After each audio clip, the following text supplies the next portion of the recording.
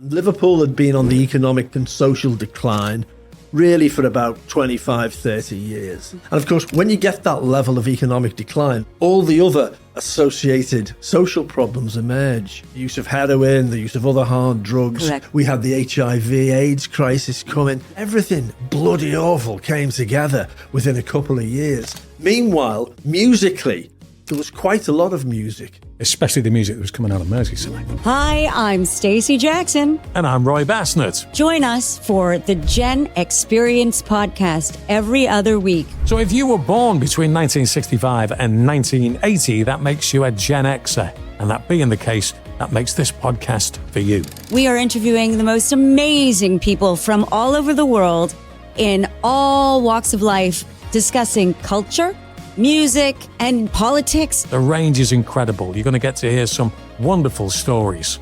So join us every other week for the Gen-X-Perience podcast.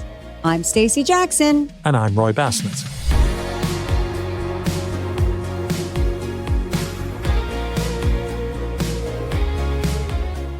So once again, it is another episode of the Gen-X-Perience. My name's Roy Bassnett. What's your name? Stacey Jackson. That's it, Stacey Jackson. So we are back and we are here in Pod Cafe where we are recording today. And since I spoke to you last, at the time of recording, I've actually celebrated, I'm in the process of celebrating my birthday. I know, as it it's turns a big milestone birthday. Yeah, it's not very often you're 40, is it? Yeah, 40, 10? 20. 40, 20. Yeah, but at the end of the day, it's a Gen-X-Perience podcast. Yes, if I'm not the demographic, then I I'm was going to cheating say, people, and if aren't you I? can't be proud of your age, then, you shouldn't be here. You've got to knock it on the head. So you've made the journey up all the way to Liverpool again to record here. I love coming to Liverpool. Before you have the most interesting characters living here. Well, there you are. Before we get into speaking to our guest in a short while, because we do on occasion, me and you, I'll have a little conversation. Some episodes are like that where it's just me and you. But we highlighted a little bit in previous episodes about stuff that you do. So what's happening in Stacey Jacksonville at the moment? Because you're a singer, you're a writer. Bear in mind, this is Stacey's book here. We'll talk more about that in a short while. What are you up to at the moment then? Well, just finished the audiobook for that book. Yeah. And so I narrated the whole book. It's 6 hours. That's not actually true because I narrated a little bit of it. Yes, as well. you did actually. You did, and it was so good. You read about the author part. But what's interesting about the this particular audiobook, it's obviously loosely based on my life, but it's fictionalized. I wrote a whole soundtrack to go with the book. Right. So it's the first fictionalized narrated book that has musical integration in it. So yeah, it's really exciting, and that's going to be launched this spring. So yeah, and for very the benefit exciting. Of people who are listening thinking, what is that book? It's called How a Gangster Rapper Made Me a Better Mom by Stacey Jackson. Ruth Elkins. You've got to big up Ruth Elkins there. Yeah, as well. big her up, that's for sure. She's awesome. We'll come back, obviously, in more episodes, and we'll talk more detail about that. But today I want to introduce you to somebody I've known for quite some time, actually. Now, you could arguably say that at this time of recording, we are in the presence of greatness because this man has a podcast, right? It's called Misadventures in Music. And this podcast, at the time of recording, was 16th out of 100, right, in a musical history chart of podcasts. Wow. Dolly Parton was only slightly ahead of him in the chart. But Gary Newman was behind. His name is Mick Ord. Yay! And there is Mick Ord, who is, it's no point in me saying who Mick Ord is. Better to get it from the horse's mouth. This is the first time I've met you, but I've heard a lot about you. And it's an honor to have you here today on the show. Thank you. So give us the sort of highlights of Mick Ord. Wow. Okay, well, I'm a podcaster, as Roy has mentioned, and I do media training as well. So I media train companies or councils, local authorities, health people. If they're going to appear on TV and they've got a crisis, it's part of their crisis communications package. So I do a lot of media training as well. Great. And I spent an awful long time working for the BBC, and I left there 10 years ago. But you weren't just working there. You were one of the big mucky mucks there. Well, sort of. I was boss at BBC Radio Merseyside here in Liverpool for 17 years. Love Merseyside. And before that, I worked my way up the greasy pole, as they say. Started off as a reporter. Right. Then I became a producer, then news editor and blah, blah. And then I left there in 2012 to work at Media City in Salford. And then I took voluntary redundancy 10 years ago, and now I'm doing this. Yeah. Well, do you love doing the podcast? Because Absolutely. I can, you know what, there's just so much freedom and expression. And and you know me, I've got the gift of gab. Oh, yeah. Yeah, this podcast thing was like a no-brainer. I can assure you that Stacey Jackson will be expressing herself in some very flowery I'm going terms to try to keep it together today, though, because I'm in the presence of greatness here in terms of the news and music of the 80s in particular, because that is one of the reasons why I jumped at the chance to have you in. I'm so glad that you came into the studio today. I want to ask you a few questions because, as you know, the podcast is called the Gen-X-Perience. We're about roughly the same age. I'm a little younger. I suppose realistically, if you're thinking about it, we should kind of vet him and see whether or not he is. Oh, well, go on then. Yeah, okay. Well, I think, let me guess. No, I'm not going to guess because I'm so bad at that. You know how old he is. I'm going to say he must be similar age to me, who is just arrived in his 60s. Yeah. Well, I'm 68, 69. No way. No, you're as old as that. Wow, you look awesome. No, actually, I'm surprised. So I'm surprised. Yeah, you're a lot older than me, but that's okay. You're still part of our Gen-X-Perience. Okay, so but I am wearing glasses, so I'm an old person now. Okay, so what I wanted to ask you about. Well, let me sort of give you the where I'm going with all this. Because you worked in the 80s and obviously here in the UK, that was like such a big, not just political, obviously, but also a massive musical, era. And being at the BBC at the time, how much of the politics and what was going on in the 80s and music did you have to, how did you balance all that being the program director there? Like there was just so much, like what was like a day in a life of being back there in, let's say, 1985? Well, 85 is a good year to start, actually, Stacey. At the time, the local council in Liverpool was a left-wing council, very left-wing, probably the most left-wing council. This would have been Derek Hatton period, wouldn't it? It was called the Militant Tendency, and they were in charge of the council. And it was probably, if not the most left-wing council this country has seen, certainly one of the most, certainly in the past 40 years, easily. Yep. And Liverpool had been on the economic and social decline, really for about 25, 30 years. Mm-hmm. So when after the Beatles left, if you like, in the early 60s, the economy was on a slippery slope down. Yeah. Liverpool was built as a port, and the port, all the money that came from the port, that started to go away. Mm-hmm. The number of people employed on the docks went away. Various governments tried to push some economic policy into the area, which didn't work.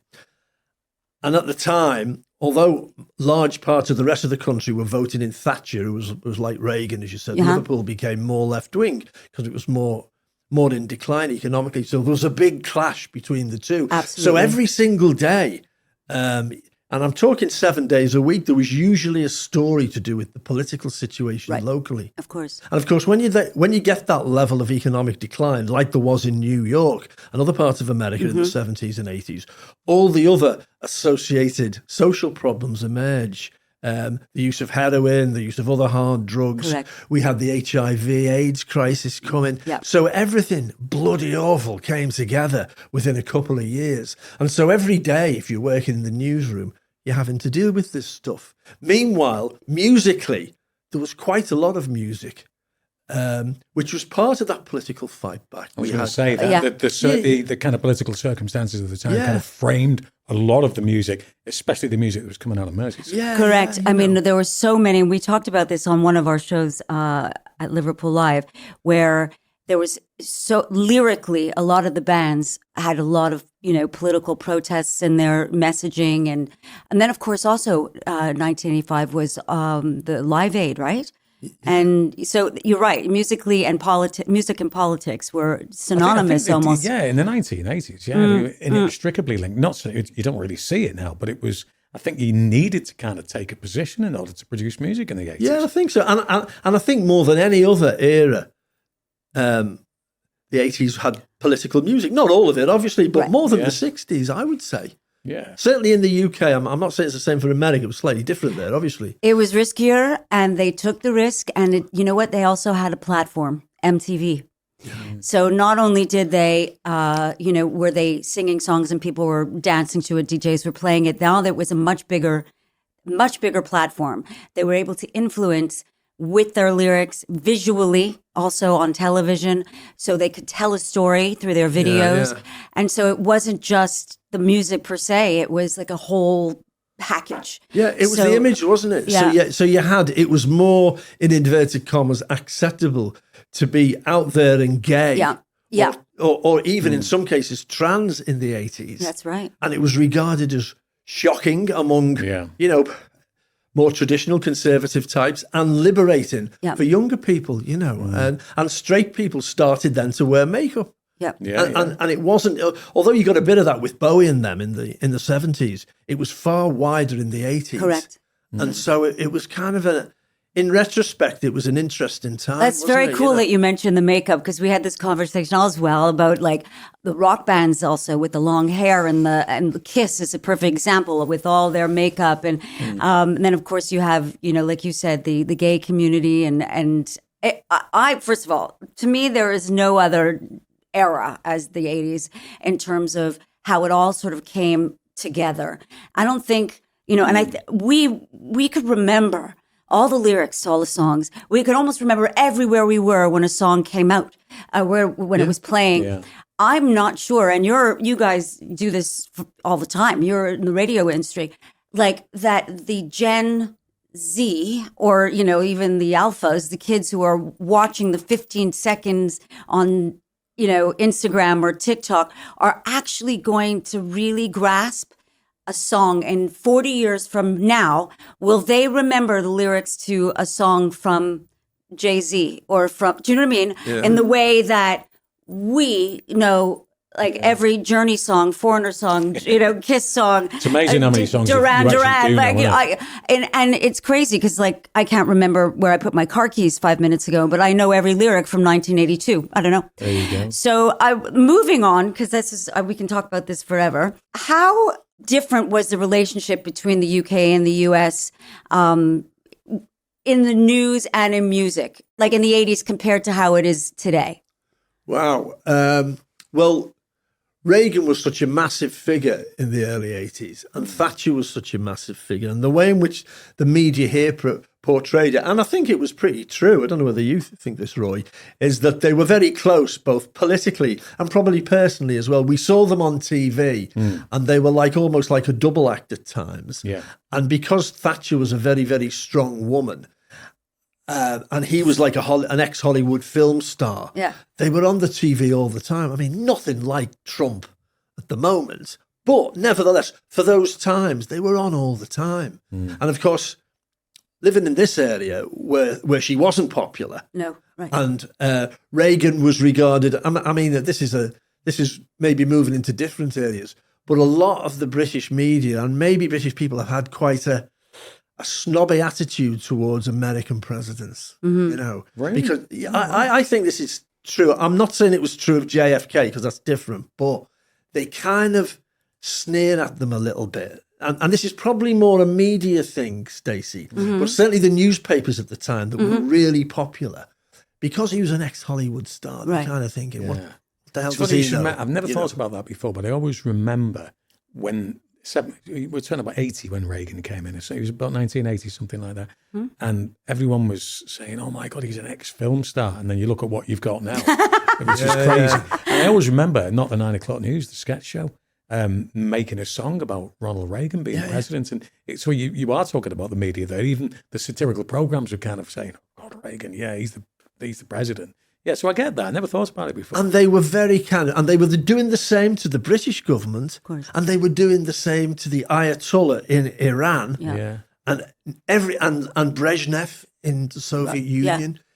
Everybody was up there to be knocked down. And Has that changed? Well, I mean, I think it has.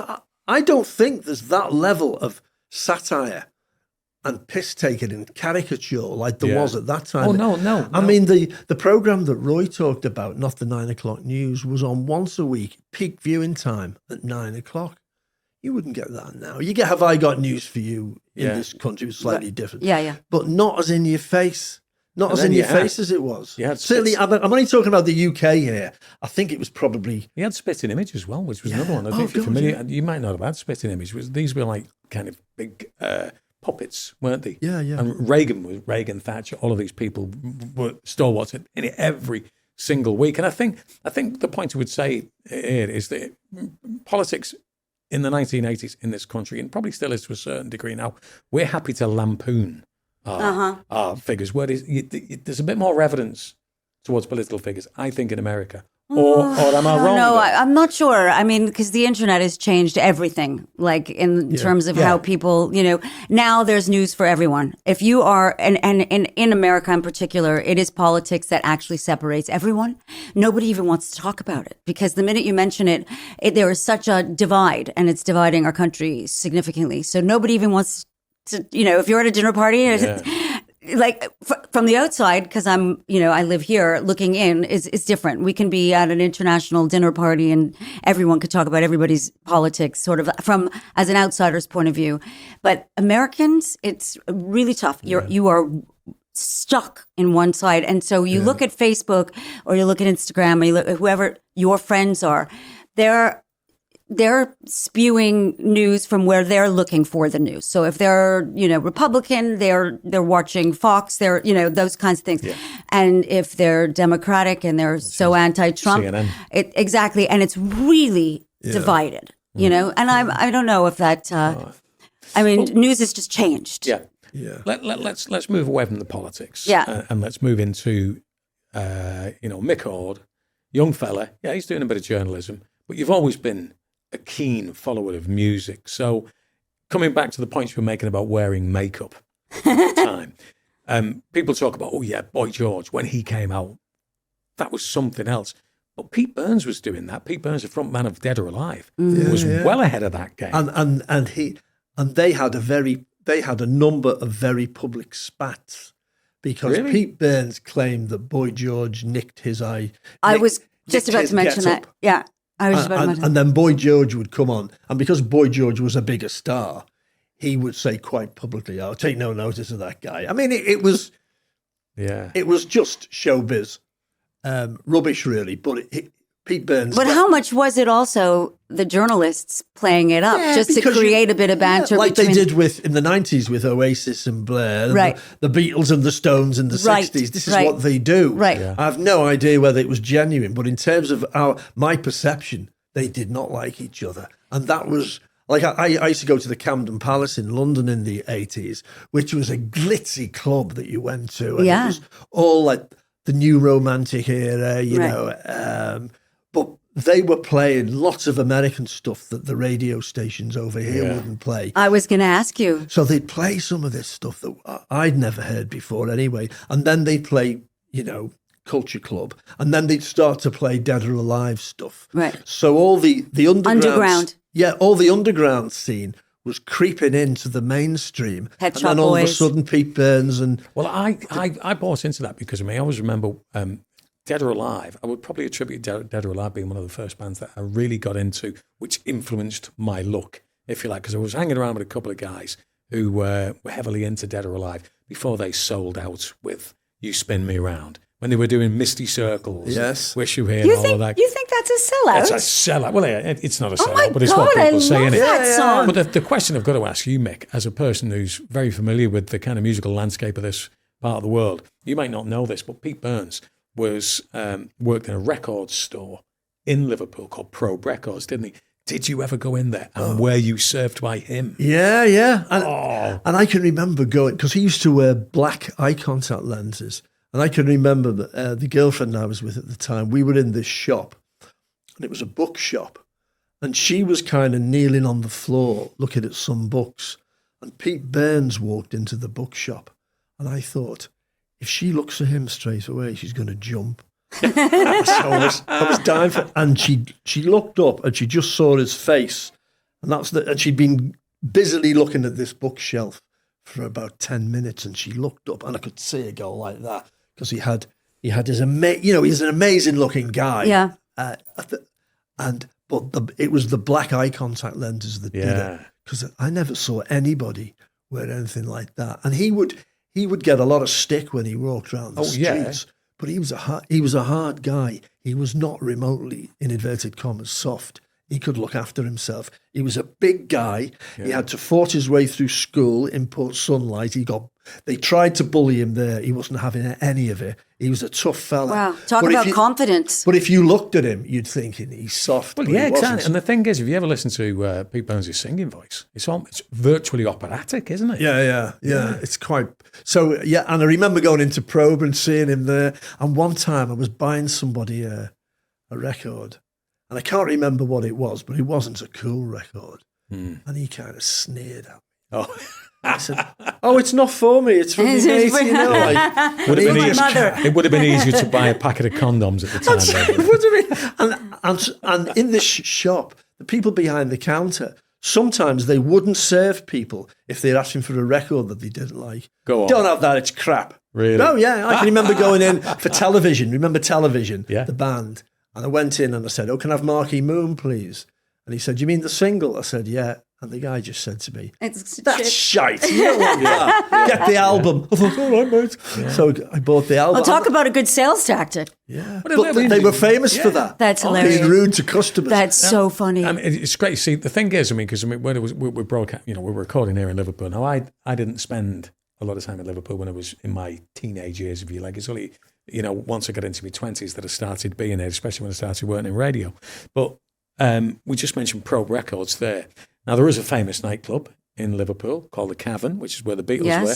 But at the time, that was well and truly in decline. It was there, but it wasn't really the Cavern, the tourist mecca that it is now. The club would have been Eric's, I would have thought at the time. Yeah. And that was... I don't know that. Well, that was like bands like Echo and the Bunnymen played there.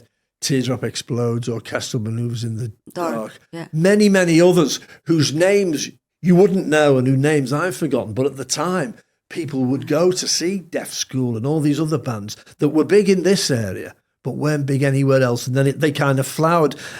Pete Wiley from War. And so what happened is in those days, the 70s and 80s, the NME, the New Musical Express, was the cool music magazine. Right. And they would pick up on some of these bands in Liverpool, in Scotland, wherever, and then they would promote them. And they did that because, the music from there was doing very well, but also it was a good way to sell your newspapers. So if you're doing a big feature on Glasgow or Newcastle or Liverpool, they say the week before, next week we'll be going there, and they'll feature bands from those areas. So their sales would push up in those areas. Wow. So you had very localised scenes at the time. You had Orange Juice in Scotland, and you had all kinds of bands in Liverpool, Newcastle, Manchester, Birmingham. And so it was a lot more kind of grabbable. Now music just comes at you 360 degrees, but then you had actually something to... But also you were able to watch them come through and grow up and come out of it and then all of a sudden explode. And it wasn't like, like you said, that's coming at you all like on all sides.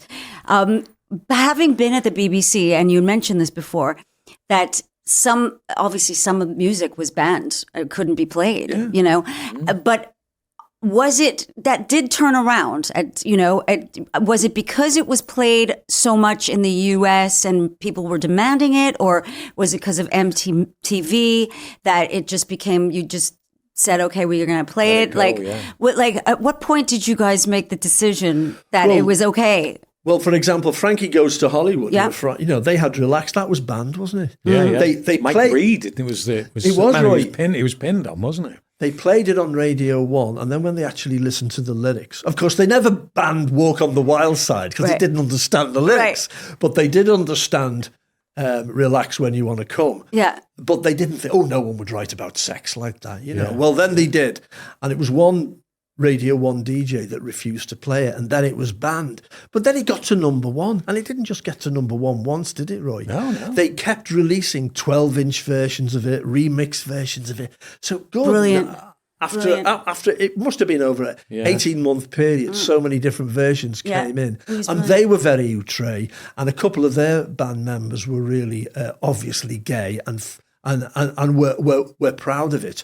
And so that was when the barriers towards sexuality, towards fashion, and towards music kind of coalesced and just changed everything. For me, though, I mean, listen, getting your song banned is a great way of... I was going to say, it's great PR, right? It's like, if you can't have it, you want it more. Yeah. But for me, I regard Frankie Goes to Hollywood as being one of the best bands to come out of the 1980s, because it's one of these things to put it into context. You can't imagine how different that sound was at the time. The emphasis on that bass, that they were doing it. It's not because we're actually interviewing Nash. I mean, Nash is on there. The bottom line is, and I know you're going to be doing them as well quite soon, but I think the thing is, it was that distinctive sound for me. I'm going, as I say, we're recording at the moment, but I'm going to see Holly Johnson in the Arena later this year, which I'm really looking forward to, because he's going to be doing the Frankie songs as well. For me, Two Tribes,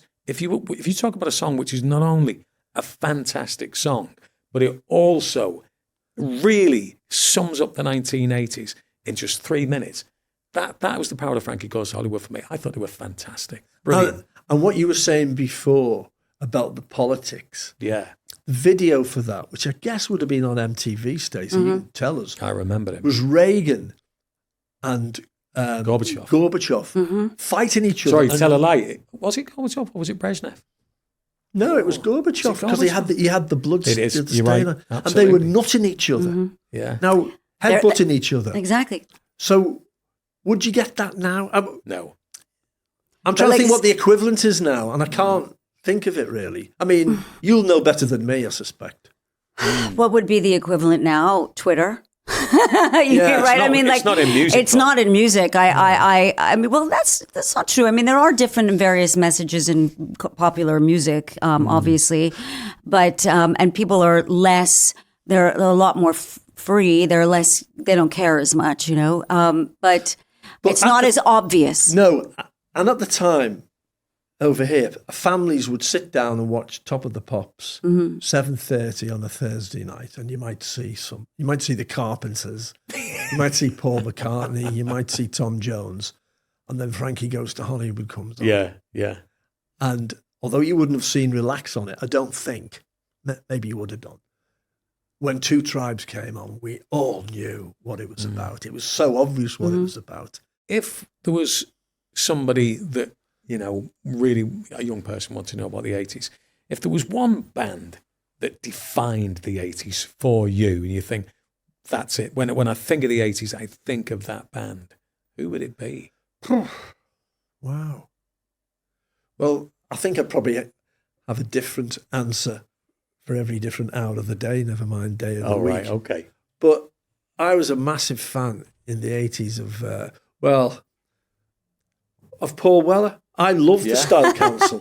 Yeah. And a lot of people didn't after the Jam, but I loved that. But because he took a very different musical direction. I think that's why I loved him, because he wasn't afraid to change direction, to do a U-turn and do something else. Having said that, he dropped a few hints when he was in the Jam, because I seem to remember that the Jam did a version of Curtis Mayfield's Move On Up as well. So he was leaning towards that soul scene, which I think perhaps maybe the other members of the band wanted to stick with the they wanted to stuff stick that we're with doing, and he wanted to kind of go down the full-on Northern Soul sound. Yeah.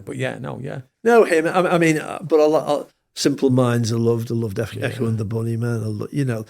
There were so many, and of course Bowie was still churning out new stuff, different stuff. All the time. He adapted to the decade. Brilliant. I mean, who else could do that? Yeah, no. I mean, they were all unbelievable. Sting. I mean, he transcended through the 70s into the 80s, and he was able to. I grew with him. In his music, from the Police to his solo albums and stuff. So I mean, but I loved everything from. I was a hard rocker. So I love Def Leppard. I like Well, Whitesnake. if somebody said to you, because I mean, we're going to have this conversation all the time. If somebody said to you, definitive song from the 1980s, or definitive band or sound. Yeah, while you're thinking about it, I'll tell you, from my point of view, it would probably be Depeche Mode for me. If you wanted to sum up the 80s, right? Depeche Mode would be. I mean, let's say we were at a sleepover party and we were 16 back in the 80s. There would be a lot of girls who would be really into like Madonna and that sort of, not just the music and her sound, but the whole vibe of it, the fashion and all that. Yeah. Then there was like a group of us who was probably really into more and this is always come from North America, the sort of rock and the hard guitar, the heavy guitar sounds. And so for me, it would have been more like the Def Leppard, the Motley Crue, the Kiss. I just, that's what I liked. And then sort of towards the end of the 80s for me, I got really into fitness and aerobics and all that Jane Fonda stuff. And so the dancey, poppy stuff became more, so I really like Pet Shop Boys and, I don't know. So I kind of changed like along the way. You love the thing. Another song that you love because you're always on about it and it fits in with all of that fitness thing. Maniac by Michael Sambello. I love that. Yeah, song. I liked anything that had to do that with a beat, And so then I suddenly got into like that sort of dance stuff because like it was fast, it was motivating, it's stuff I wanted to run to or work out to, and then so music for me was like I listened mostly in the gym, really, and the hard rock was fun, but it wasn't like going to make me. I'm desperate to jump in with more questions here, but it's your turn. Have you got a question? No. You actually kind of sort of asked the same question I was going to ask because I wanted to know, like, if you were to have a dinner party. I have two questions. If you were to have a dinner party, like with artists from the 80s, who would you have at the dinner party? Who would you invite? Yeah. And the other question I had was, is there any contemporary artist like now that you would think could fit into the 80s or will sustain the time or transcend the time, like a current artist that has that kind of vibe where, respectfully will last? Yeah, okay. But I just asked you two questions, so you can answer the first. That's okay. Well, the dinner party one, I think to have Pete Burns and Boy George there would be fun. Yeah. It's hilarious. And I'd also... I used to love, I still do like it when I see it on TV, Cyndi Lauper.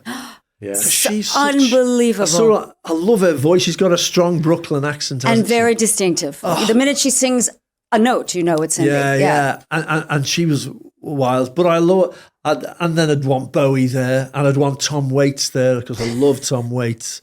You could have a cool time with those people there, and then. Because of what they did at the time, maybe Holly Johnson as well, because I don't know him, I've never met him. Right. And I know he was, such a vibrant and energetic character in those days. I know that from people that know him. And so that band of people together, and there's probably others I've missed, what I mean? And if it were the case that you were hosting this party back in the day, and we would have walked in and seen a young Mick Ord, what would he have looked like? What clobber would he have had on? All right, okay. A poor man's new romantic, I suppose you'd say, long hair down here, and I used to tuck me trousers into me boots. Oh yeah, of course. Yeah. And what kind of stuff? A bit jangly jewelry, but not pierced. Were you pierced? Yeah, definitely. Yeah. Oh my God, I remember those days, and I used had to have so a hand many grenade friends. on my earring. Oh no way! Yeah. That's hilarious. Yeah, and it was. But all the boys that did that from when I was growing up, it was very British because that was an influence from here. Oh, okay.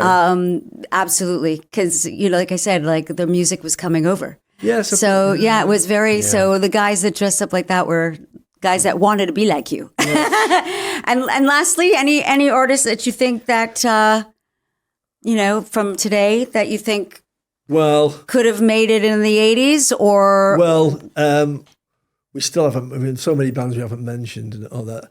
One I saw a couple of weeks ago in Liverpool, American band, and I absolutely adore them. The Brian Jonestown Massacre. Okay, Oh, yeah. right, yeah. And they are, they're kind of a throwback to the 60s in some way. Yeah.